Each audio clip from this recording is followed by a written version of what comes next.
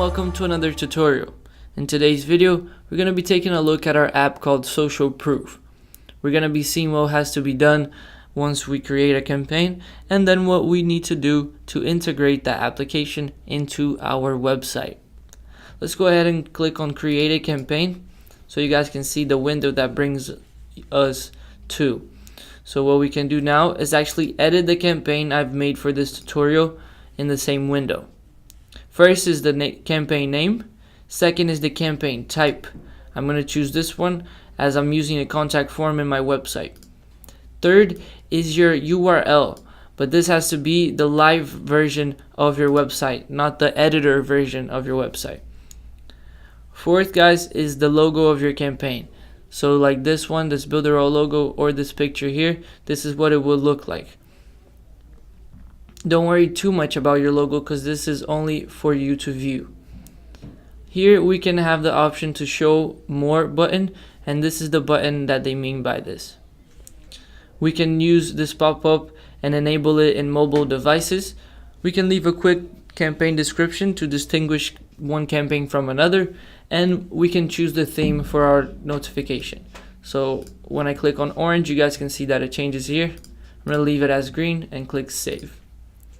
Now all we have to do is click on this code button over here and integrate that code into our editor. So let's go ahead and click on that. And over here we're going to be focusing on the first two codes. The first one will go into your head script and the second one into your HTML box. Let's go ahead and copy the first code and jump into the editor so we can add it to our head script.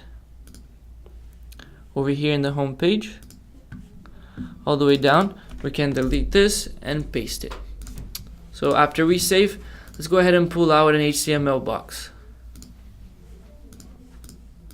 This is where your notification will be appearing, so we can resize it, and now we can edit and put in the code. So let's take all of this out, go back there, copy the second code, and paste it.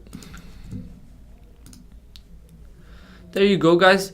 An example already appeared for us.